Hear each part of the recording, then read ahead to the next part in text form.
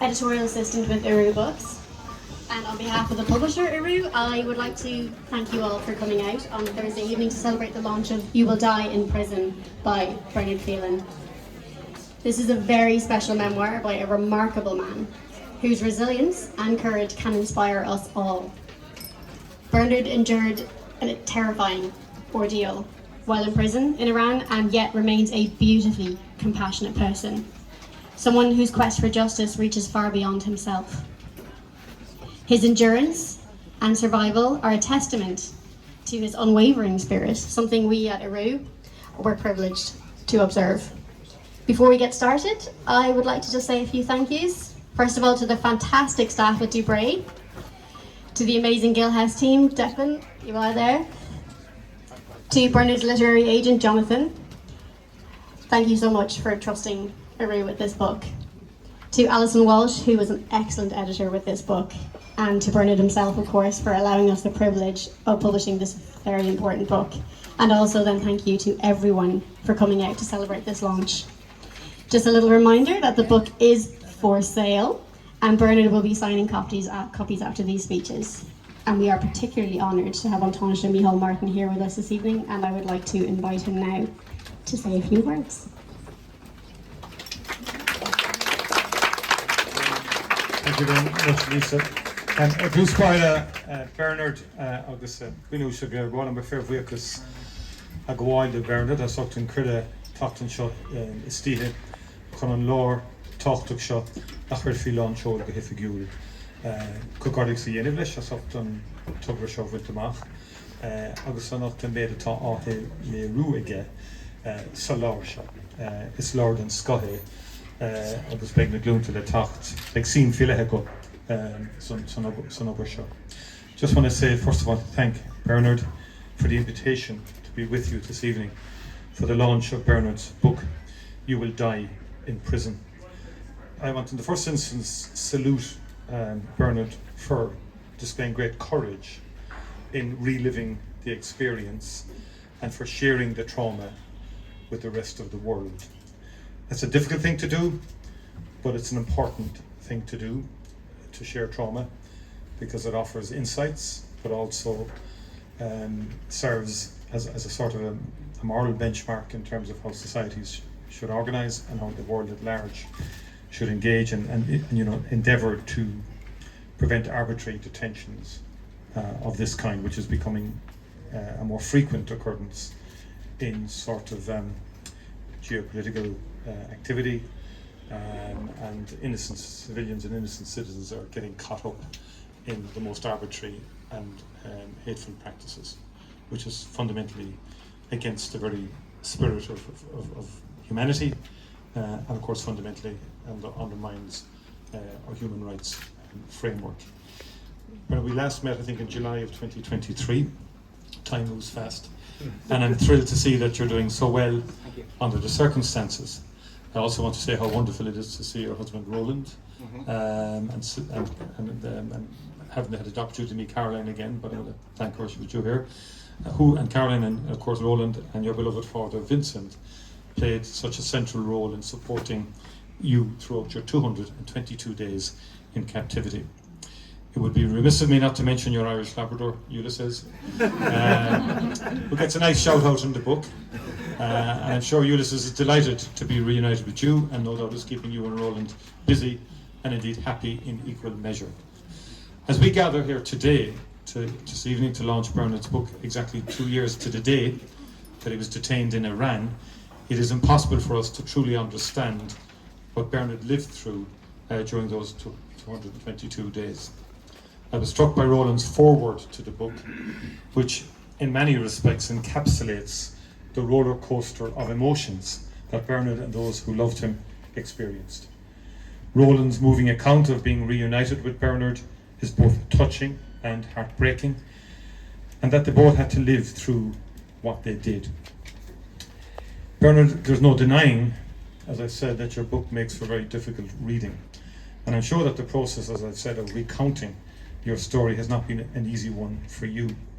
And reliving those 222 days, no doubt, will have taken its emotional and physical toll on you also.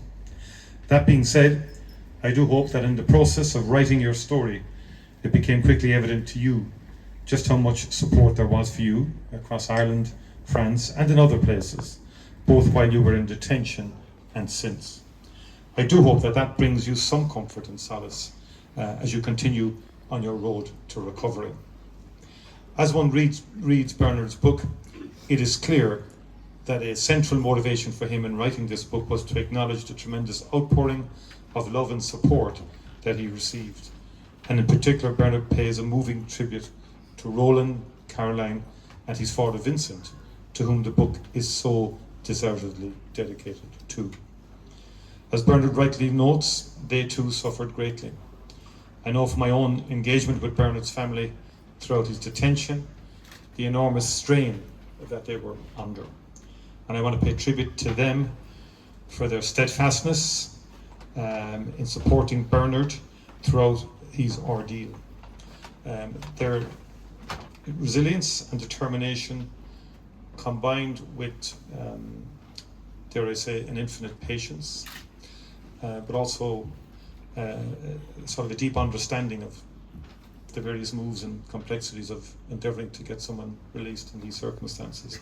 They navigated the entire situation extremely well, if I can use that phrase.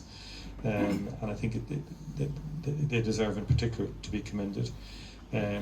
Astonished Ministers for Foreign Affairs, with my officials, we saw the securing of your release as a priority and at the earliest opportunity. I saw that when I became appointed as Minister for Foreign Affairs, and in all my conversations with my Iranian counterpart, I made very clear my deep concern for Bernard's well-being and sought his urgent release on humanitarian grounds. And I'm deeply appreciative of the work that officials in my department did in working so diligently, both at home and in Tehran and elsewhere, so diligently to secure Bernard's release. This was a complex case, and it took deft management by many individuals to bring about the resolution that we all wanted, Bernard's release. And I place strong emphasis as Minister, generally speaking, on the role that the Irish government generally plays in supporting Irish citizens overseas. It's a fundamental pillar of our department's policy or strategic focus and framework and ethos. And the provision of responsive and empathetic consular assistance is correctly central to the work of the Department of Foreign Affairs, and it needs to be. And in Bernard's case, this was no different, and we left no stone unturned in our efforts to secure his release. Of course, we did not work alone, and I do want to acknowledge the strong support and assistance that we received from other member states of the European Union, but in particular our nearest EU neighbour, France. It was a very difficult period. It was fraught. Other countries, member states, we would meet at EU Council meetings, and everybody's kind of checking up on each other's representations and so on. And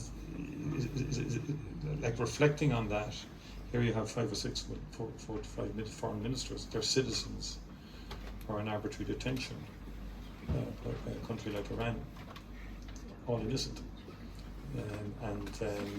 It's a fairly sort of harrowing, not harrowing for the ministers, but it's a reflection on where we are in terms of international politics and the cynicism of how countries and regimes can behave. France and Ireland worked together on this in terms of Bernard's release, and we worked as one to support Bernard and his earliest possible release.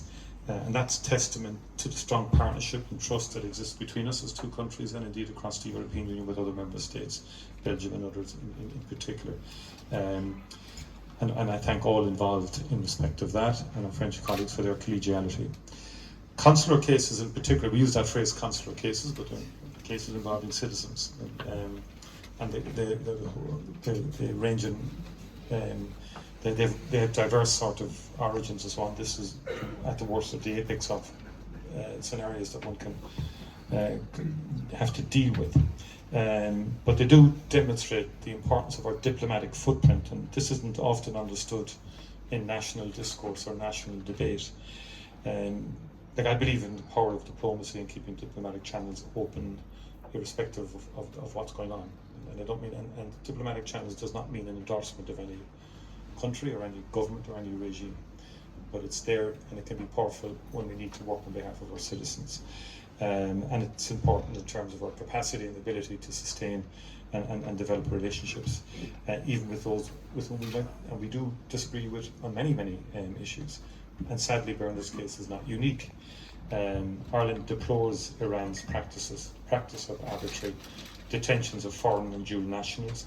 We continue to engage with European Union partners on the issue. We have heard some suggestions from the new government in Tehran that the remaining detainees will be released shortly, which would be very welcome news. And until that happens, we will continue the very delicate work required to address these issues. And more broadly, I believe that the recent reopening of an Irish embassy in Tehran will allow Ireland to deliver more effectively clear and firm messages on a wide range of issues, including the human rights situation in Iran. And I've opened up channels with the new foreign minister to make these very points. It can be challenging and it can be difficult. And one is dealing with a very skillful government who, two steps forward, one step back, or one step forward, two back, and so forth. But we're now in a very difficult situation in the region, and in many ways, that's why Ireland looks at everything through the lens of international humanitarian law, through human rights frameworks. So there's a consistency in the Irish approach, no matter who we're dealing with. And the Middle East is complex. Iran has played a malign role in the Middle East, let's be clear about that, in terms of its sponsoring of proxies, as they're called, and that's Hezbollah. That sometimes doesn't get, if you like, narrated or covered, but that is a factor in the complex and horrific and shocking violence and war in the Middle East right now. And we have been very consistent. We want a ceasefire in Gaza, release of hostages, because even the taking of hostages is horrific, that Hamas did. We should not forget there's 100 people in captivity, and it's quite shocking that they have been deprived of their human rights. The attack on Gaza, disproportionate and excessive, and should stop immediately. What's happening to the people of Gaza is horrific. And likewise, in terms of Lebanon now and the West Bank. We need peace, we need diplomacy, we need a democratic pathway. And in many ways, Bernard's arbitrary detention and the book itself shines a light on one aspect, if you like, of what is a very complex region, and the kind of degree to which European citizens are at risk in scenarios such as this. Sorry for detouring a bit there. In conclusion, I want to quote a line from your book that stuck with me. The quote is taken from a letter that a group of young children sent to you, in which they wrote, and I quote, "We are thinking of you. We are now many who know about your situation. Everything will be fine, Bernard. We send you all our positive thoughts." The optimism of youth. I too, Bernard, want to once again send you positive thoughts as you look to the future and continue to rebuild your life after your very difficult and traumatic ordeal. And I have no doubt that with the continued love and support of Roland, Caroline and Vincent, that each day it will become easier for you. Thank you for sharing this with us. Got a bit of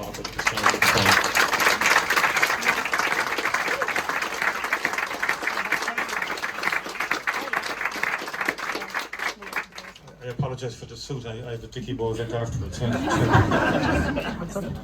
Thank you so much, to Eoghan Taoiseach. I'd like to pass over to Bernard. Don't worry about that. I'll get it.